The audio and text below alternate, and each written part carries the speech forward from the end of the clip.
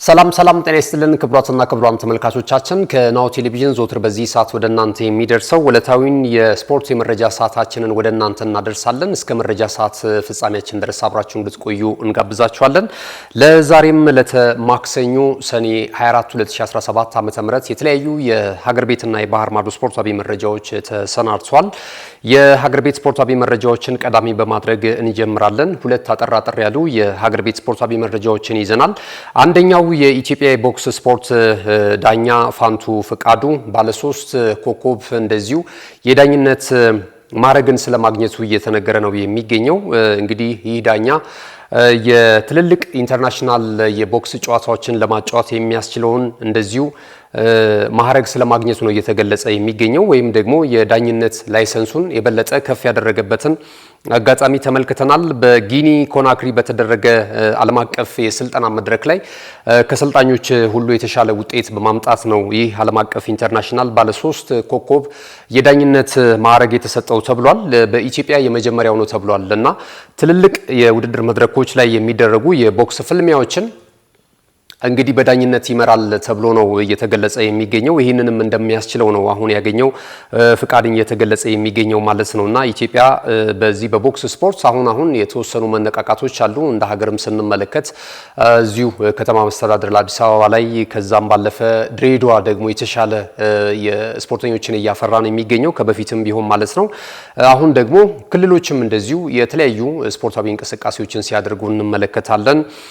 በዓለም አቀፍ ደረጃም እንግዲህ ተወዳዳሪ ለመሆን ስፖርተኞች ጥረት ሲያደርጉ እንመለከታለን እና አሁን ያሉት ነገሮች በአንጻራዊነት ከተመለከትናቸው በፊት አጀማመራችን ጥሩ ነበር በቦክስ ስፖርት እንደሚባለው ማለት ነው። ብዙ ባለሙያዎች ናሁ ስፖርት እንግዲህ መጠይቅ ሲያደርግላቸው ይህንን ይገልጻሉ። መሀል ላይ ግን የነበረው በተለይ ለስፖርቱ የሚሰጠው ትኩረት በጣም አናሳ መሆኑን ተከትሎ ስፖርቱ እየጠፋ የነበረበትን ሂደት ተመልክተናል። አሁን ደግሞ በተለይ አዲስ አበባ ላይ ደግሞ የተወሰኑ እንቅስቃሴዎችን እየተመለከትን ነው የምንገኘው።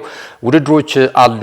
የስፖርተኞቹም ሽልማት በሀገር አቀፍ ደረጃ የተሻለ የገንዘብ ሽልማት ሲበረከትላቸው እንመለከታለን። ትልልቅ የስፖርት አመራሮችም እንደዚሁ በክብር እንግድነት እየተገኙ ስፖርተኞቹን ሲያበረታቱ እየተመለከትን ነው የምንገኘውና ይሄ መነቃቃት ደግሞ የበለጠ እድል ይከፍታል። አሁን ዳኛ ፋንቱ ፍቃዱ ደግሞ በዓለም አቀፍ ደረጃ ትልልቅ ጨዋታዎችን ለመምራት የሚያስችለውን ደግሞ ባለ ሶስት ኮከብ እንደዚሁ ማዕረግ ማግኘቱን ተከትሎ በመጪ ወጣት ዳኞች ላይ ትልቅ መነሳሳትን ይፈጥራል ተብሎ እየተገመተ ይገኛል ማለት ነውና በዚህ አጋጣሚ እንደ ናሁ ስፖርት እንግዲህ እንኳን ደስ አለህ ማለት እንፈልጋለን። ወደ ሌላኛው የሀገር ቤት ስፖርታዊ መረጃችን ደግሞ እናምራ። በጃፓን ቶኪዮ ለሚካሄደው የዓለም አትሌቲክስ ሻምፒዮና የውድድር መድረክ ላይ ኢትዮጵያን ለሚወክሉ ተሳታፊ አትሌቶች እንግዲህ የሚኒማ ማሟያ ውድድር ይደረጋል። በሀገር አሜሪካን ኦሬገን ላይ ነው የሚደረገው። ዩጂን ላይ በሚደረገው ውድድር እንግዲህ የኢትዮጵያን ኮከብ አትሌቶች ይሳተፋሉ። ይህንን ሚኒማ ለማሟላትና በጃፓን ቶኪዮ ለሚካሄደው የዓለም አትሌቲክስ ሻምፒዮና የውድድር መድረክ ላይ ለመሳተፍ ማለት ነው። ትልልቅ አትሌቶች አሉ። የፊታችን ቅዳሜ ነው የሚከናወነው። ከኢትዮጵያን አትሌቶች በተጨማሪ የዩጋንዳና የኬንያ አትሌቶችም በሴትም በወንድም እንደዚሁ እንደሚሳተፉ እየተገለጸ ነው የሚገኘው ማለት ነው። ለምሳሌ በሴቶች ስንመለከት 13 ኢትዮጵያን ሴቶች እንደዚሁ ይሮጣሉ ከዩጋንዳና ኬንያን አትሌቶች ጋራ በዚህ የውድድር መድረክ ላይ 6 ደግሞ እንደዚሁ ወንድ አትሌቶች እንደሚወዳደሩ ነው እየተገለጸ የሚገኘው። በ5000 ሜትር ሴቶች ኢትዮጵያን የሚወክሉ አትሌቶች በዚህ በሚኒማ ውድድር ማለት ነው ያው ይህንን ማጣሪያ ካለፉ በኋላ ነው ጥሩ ሰዓት የሚያስመዘግቡ ወደ ጃፓን ቶኪዮ የሚያመሩት ማለት ነው።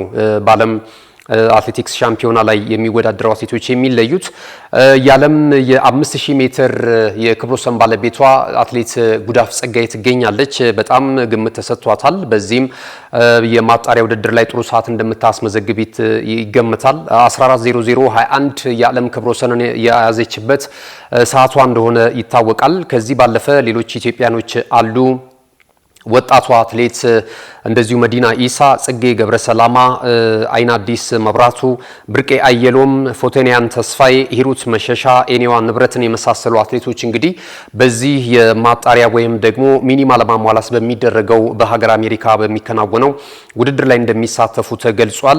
የሁለት ጊዜ የኦሎምፒክ ባለክብሯ አትሌት ፓትሪስ ቼቤቲን የምታደርገው ውድድር ከነዚህ አትሌቶች ጋር የምታደርገው ፍክክር በተለይ በሁለቱ በጉዳፍ ጸጋይና በዚች ኬንያዊት አትሌት ፓትሪስ ቼቤቴን ጋር የሚኖረው ፍክክር ከወዲሁ ትልቅ ትኩረትን ስቧል ማለት ነውና በዚህ ምርጥ ሰዓት ለማስመዝገብና ወደ ውድድር መድረኩ ለማምራት በሚደረገው እንቅስቃሴ ላይ ኢትዮጵያን የዩጋንዳን እና የኬንያን አትሌቶች ከፍተኛ ፍልሚያ ያደርጋሉ ተብሎ ነው እየተገመተና ቅድመ ግምት እየተሰጣቸው የሚገኘው ማለት ነው። በወንዶቹም እጅግ በጣም የሚገርሙ ታላላቅ አትሌቶች ይካፈሉበታል። ኢትዮጵያን አትሌቶችን ቀዳሚ ስናደርግ እንግዲህ 6 ወንድ አትሌቶች ናቸው በዚህ ርቀት የሚኒማውን ለማሟላት ፉክክራቸውን የሚያደርጉት። ሰለሞን ባረጋ አለ የ10,000 ሜትር የ2020 እንግዲህ የጃፓን ቶኪዮ ኦሎምፒክ ብቸኛውን የወርቅ ሜዳሊያ ማስገኘቱን እናስታውሳለን። ይህ አትሌት ጃፓን ትሆነዋለች ማለት ይቻላል። በዓለም ሻምፒዮና የውድድር መድረክ ላይ እንግዲህ በዚያው ስለሚደረግ ውድድሩ የተሻለ ስነ ልቦናን የአሸናፊነት ስነ ልቦናን ሊያላብሰው ይችላል ተብሎ ነው እየተገመተ የሚገኘው። ሰለሞን ባረጋ ለቢኒያም እንደዚሁ መሃሪ ሀጎስ ገብረሕይወት ታደሰ ወርቁ መዝገቡ ስሜና በሪሁ አረጋዊ በዚህ ርቀት ላይ የሚሳተፉ ናቸው። የኬንያና የዩጋንዳ አትሌቶችም እንደዚሁ በዚህ ሚኒማውን ለማሟላት በሚደረገው የፊታችን ቅዳሜ በሚከናወነው ውድድር ላይ እንደዚሁ እንደሚሳተፉ ተገልጿል። ቀደም ሲል እንደገለጽኩላችሁ በሀገር አሜሪካ ነው ይህ ውድድር የሚደረገው። ኦሪገን ላይ ዩጂን ላይ የሚደረግ ውድድር ነው። ስለዚህ እንግዲህ ሚኒማውን አሟልተው በርከት ያሉ አትሌቶች ኢትዮጵያን በመወከል በጃፓኑ ቶኪዮ የዓለም ሻምፒዮና የአትሌቲክስ ሻምፒዮና የውድድር መድረክ ላይ እንደሚሳተፉ ተስፋ እናደርጋለን። የሀገር ቤት ስፖርታዊ መረጃዎቻችንን እዚህ ላይ ገታ እናደርጋለን። ካፍታ ቆይታ በኋላ ስንመለስ በቀጥታ ወደ ባህር ማዶ ስፖርታዊ መረጃዎቻችን ነው የምናመራው። ከኛ ጋር ቆይታ እያደረጋችሁ ስላላችሁ እጅግ በጣም ደስ ይለናል። ከመሸጋገሪያው በኋላ ተመልሰን እንመጣለን። ካሽጎ በየትኛውም ዓለም ሆነው በማንኛውም ሰዓት ለወገኑ የሚደርሱበት ፈጣን የገንዘብ መላኪያ ተከፈተሎ። ማስተርና ቪዛ ካርዶን በመጠቀም ከ5 እስከ 20,000 ዶላር የሚልኩበት አዲስ የገንዘብ መላኪያ መንገድ። ካሽጎን ለየት የሚያደርገው የትኛውም የገንዘብ ዝውውር በፍጥነት አገልግሎት ከመስጠቱም ባሻገር ለማንኛውም አገልግሎት ምንም አይነት ክፍያ አለመጠየቁ ነው። በሀገራችን ታሪክ ገንዘብን ከውጪ ወደ ሀገር ቤት በማስተላለፍ በመተግበሪያ መልክ አገልግሎት መስጠት የጀመረው የመጀመሪያው ሀገር በቀል የገንዘብ መላኪያ ዘዴ ካሽጎ ከ4500 በላይ ባሉ የባንክ ቅርንጫፎች አገልግሎት እየሰጠ ይገኛል። ገንዘቦን በሰኮንዶች ልዩነት ውስጥ ይፈልጉ በአካውንቶ ወይንም በእጆ ቆጥረው የሚወስዱበት ልዩ ዘዴ። በቅርቡ ሁሉንም ኢትዮጵያዊ ባለቤት ለማድረግ ጉዞ የጀመረው ካሽጎ ዛሬውኑ መተግበሪያውን በስልኮ ላይ በመጫን የአገልግሎቱ ተጠቃሚ ሆኑ። ፍጥነት መለያችን፣ ኢትዮጵያን መክፈቻችን፣ ካሽጎ ነው መላኪያችን። ካሽጎ የአዲሱ ትውልድ ብራንድ። ተመልሰናል። ክቡራትና ክቡራን ተመልካቾቻችን ይህ ናሁ ቴሌቪዥን ነው። ናሁ ስፖርትን በመከታተል ላይ ትገኛላችሁ። ቀደም ሲል የሀገር ቤት ስፖርታዊ መረጃዎችን ወደ እናንተ አደረስን። በተለይ የቦክስ ስፖርትና አትሌቲክስን መረጃ ነበር ወደ እናንተ ያደረስነው። ከዚህ ሰዓት ጀምረን ደግሞ በቀጥታ ወደ ባህር ማዶ ስፖርታዊ መረጃዎቻችን ነው የምናመራው።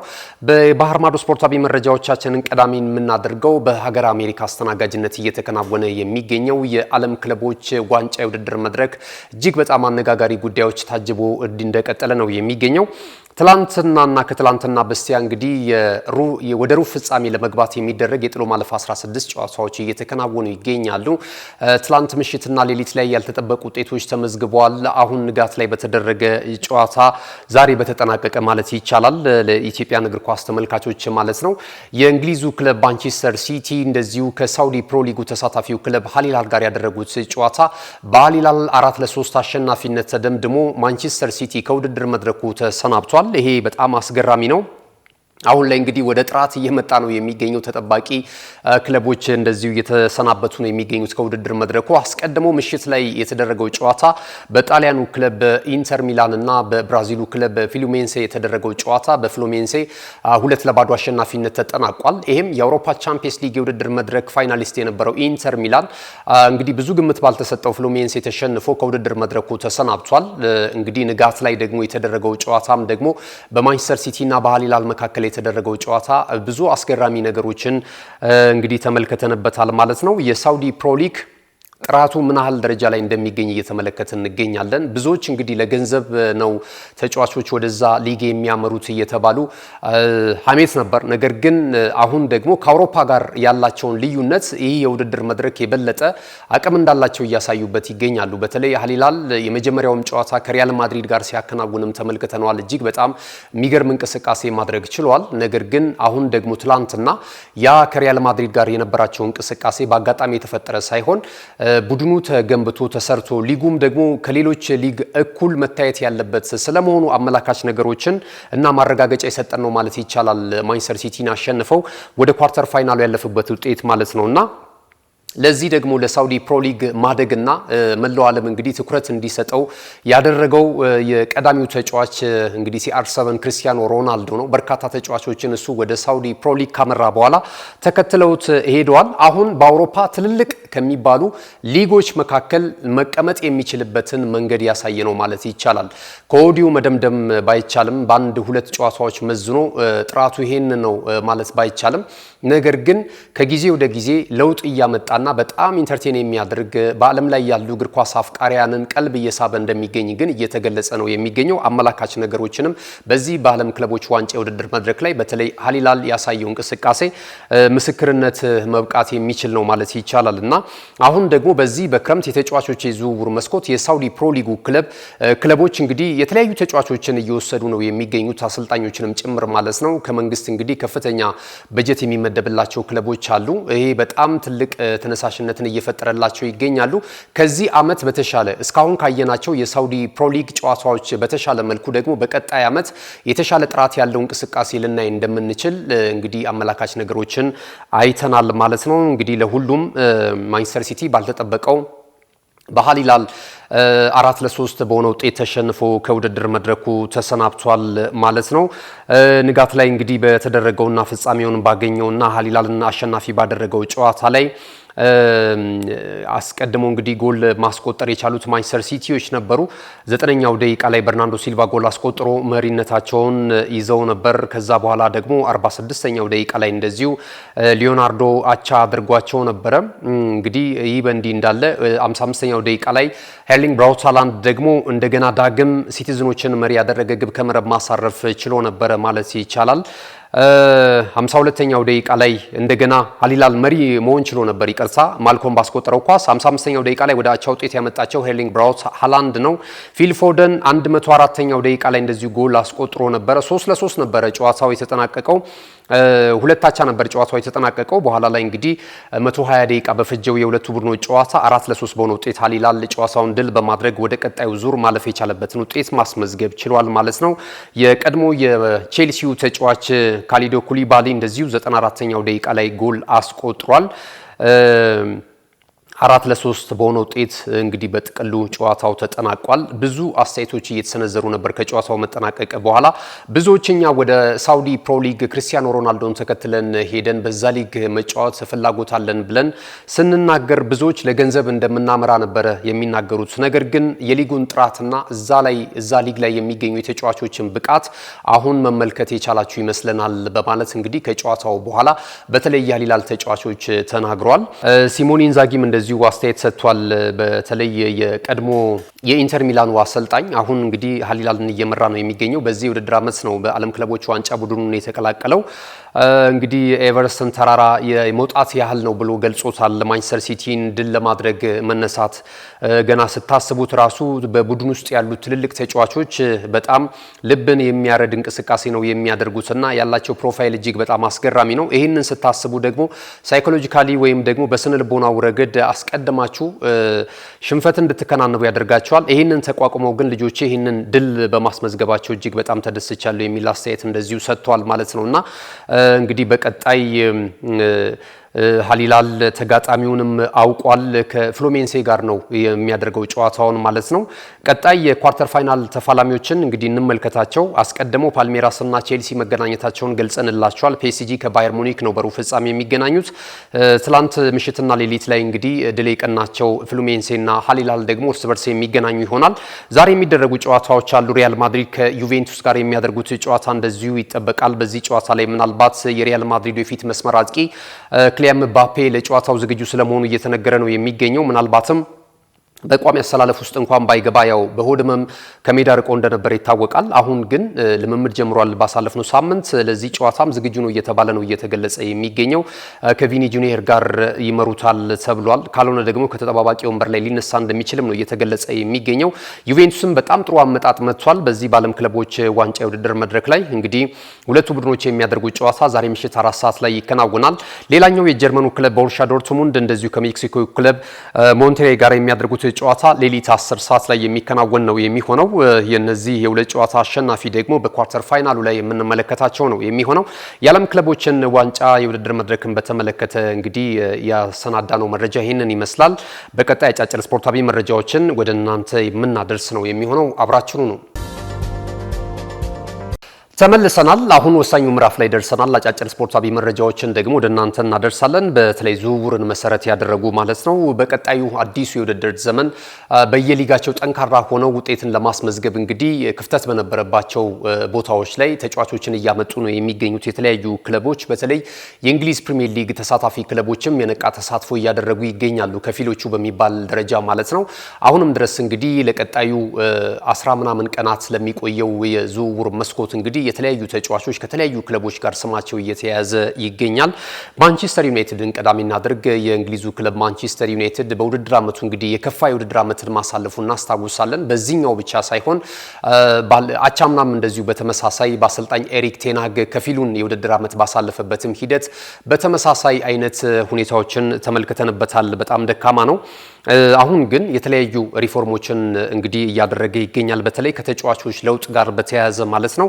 ቡድኑን እንደ አዲስ በማደስ ላይ ነው የሚገኙት አሰልጣኝ ሮበን አሞሪም። ለሳቸው ያጫዋት ፍልስፍና የሚመቻቸውን ተጫዋቾች ወደ ኦልትራፎርድ ስቴዲየም በማምጣት ላይ ይገኛሉ። በማቲያስ ኩና ጀምረዋል። እንግዲህ ከወልቨርሃምፕተን ወንደረርስ 62.5 ሚሊዮን ፓውንድ ወጥቶበት ኦልትራፎርድ የደረሰው ይህ ተጫዋች በቀጣይ በማንቸስተር ዩናይትድ ጉዞ ላይ የተሳካ ነገር ሊያደርግ እንደሚችል እየተገለጸ ነው የሚገኘው። በወልቭስ ቤት የነበረው አቅም ይታወቃል። አሁን ደግሞ በግዙፉና በጣም ትልልቅ ታሪኮችን ባሳካው በማንቸስተር ዩናይትድ እግር ኳስ ክለብ የቀድሞ ገናናነቱን ለመመለስ የሚያስችለውን እንቅስቃሴ ይረዳል ተብሎ ይጠበቃል። ይሄን እንግዲህ በእጃቸው ካስገቡ በኋላ አሁን ደግሞ ከተለያዩ ተጫዋቾች ጋር ስማቸው እየተያያዘ ነው የሚገኘው።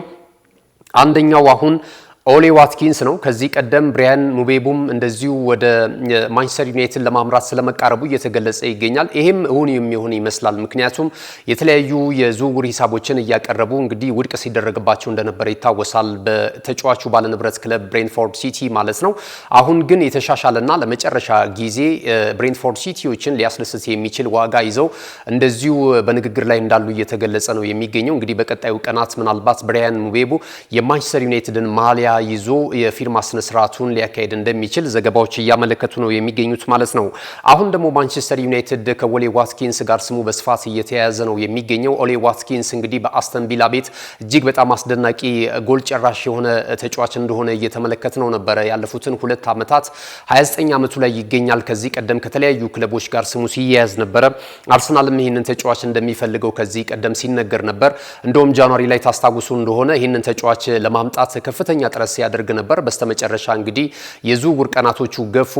አርሰናልም በዚህ በጥር የተጫዋቾች የዝውውር መስኮት ተጫዋች ከማስፈረም ይልቅ በክረምት የተጫዋቾች የዝውውር መስኮት ዘለግ ያለ አመታትን ሊቆዩ የሚችሉ ጥናት ተደርጎባቸው ጥሩ የ9 ቁጥር የፊት መስመር አጥቂ ማምጣት ይሻላል በሚል እንግዲህ ያንን የዝውውር መስኮት ሳይጠቀምበት እንደቀረ እናስታውሳለን። እና አሁን ግን ማንቸስተር ዩናይትድ ነው ይህንን ተጫዋች ለማስፈረም ጥረት በማድረግ ላይ እንደሚገኝ የተለያዩ መረጃዎች እየወጡ የሚገኙት ማለት ነው።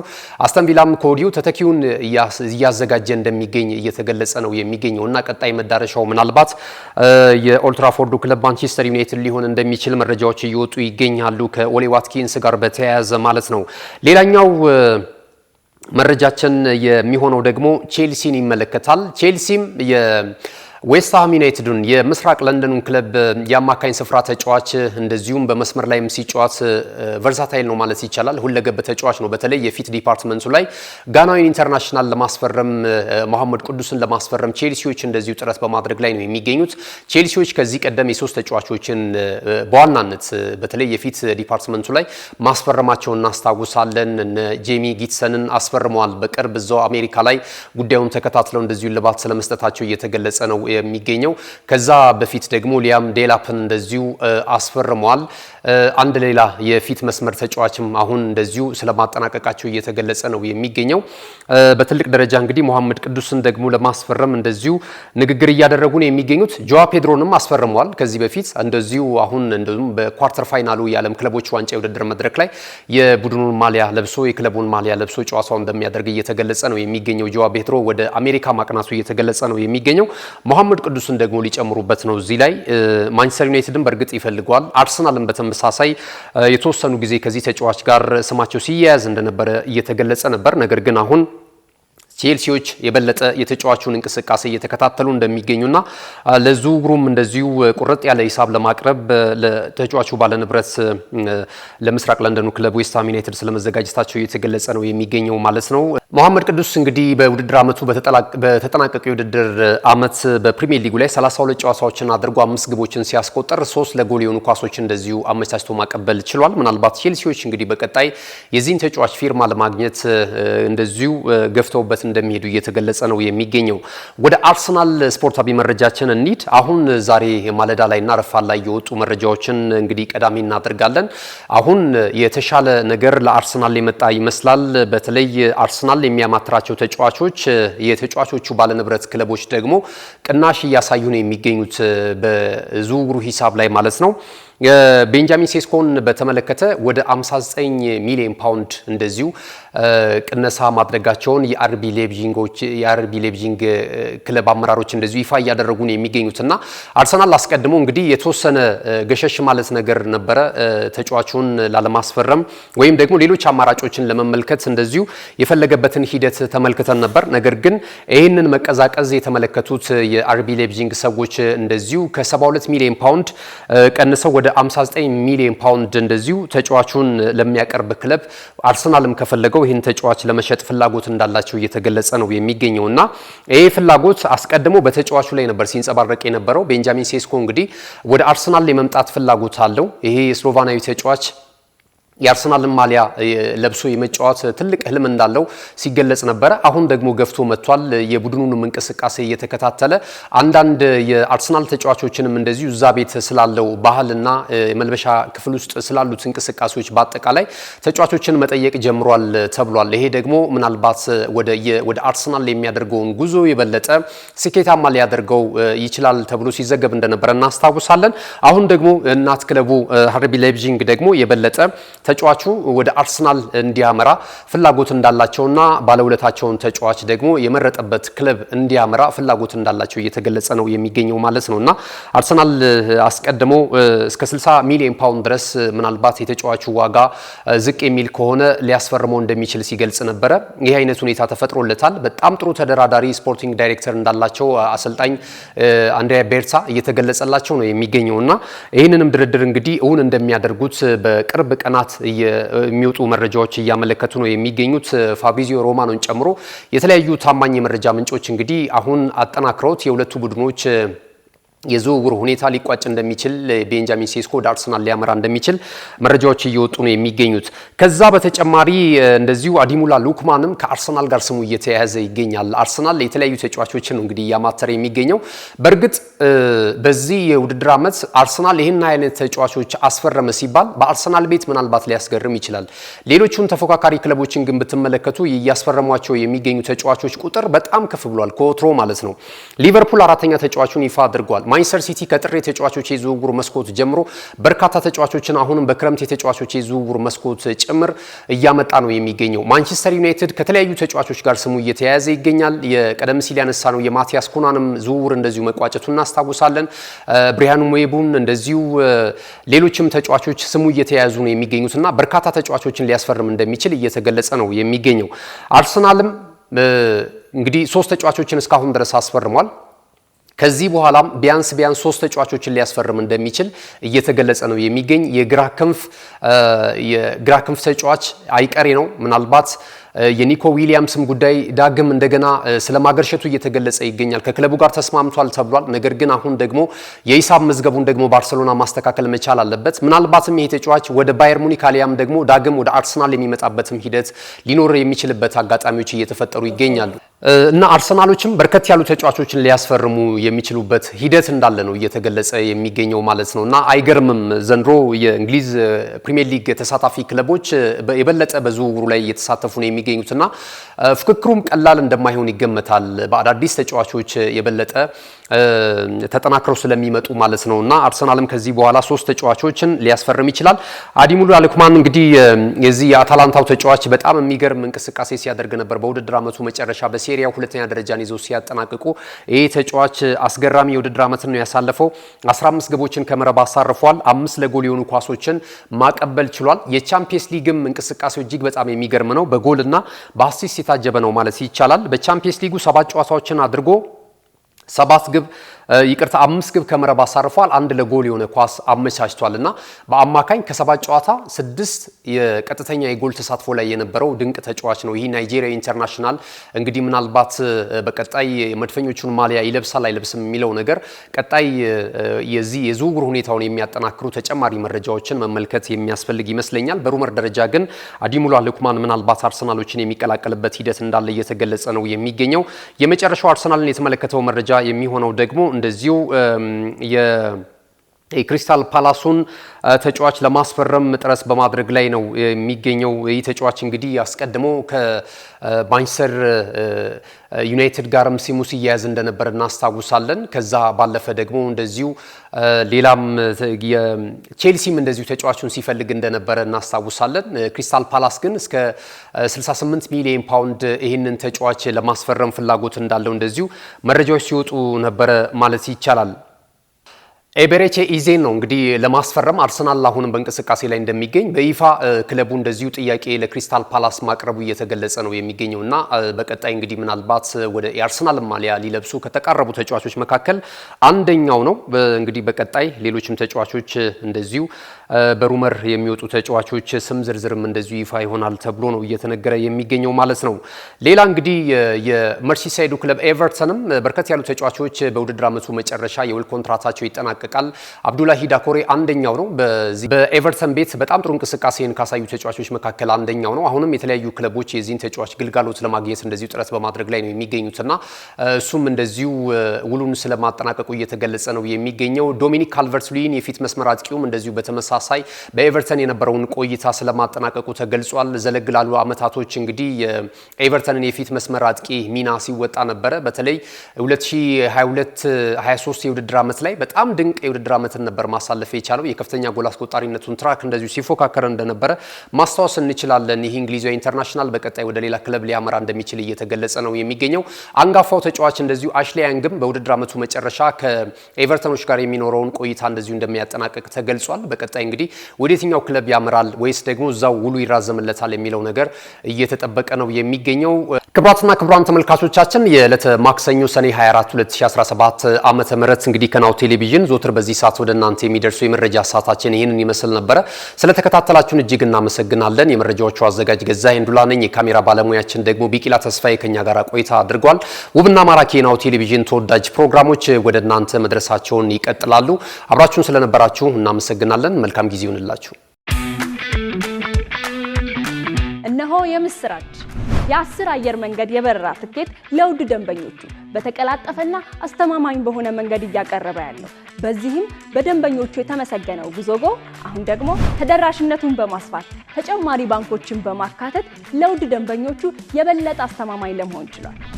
የጉዞጎን አፕሊኬሽን ከአፕ ስቶር ወይም ከፕላይ ስቶር በማውረድ የመነሻና የመድረሻ ከተማዎትን መርጠው ዋጋ አወዳድረው የሀገር ውስጥም ሆነ ዓለም አቀፍ በረራ ማድረግ ካሰቡ የበረራ ትኬቶን ክፍያ በአቅራቢያው በሚገኙ ባንኮች አንድም በአካል በመሄድ ወይም በኦንላይን የክፍያ አማራጮች ክፍያዎትን በመፈጸም የበረራ ትኬቶን በእጅ ያስገቡ። ከዚህም በተጨማሪ እንደ ሁል ጊዜው ወደ ጉዞጎ የጥሪ ማዕከላችን 7473 በመደወል ከሙሉ የበረራ መረጃ ጋር የ24 ሰዓት የትኬት አገልግሎት ማግኘት እንደሚችሉ ስናበስሮ በታላቅ ደስታ ነው። ለበረራዎ ጉዞጎ።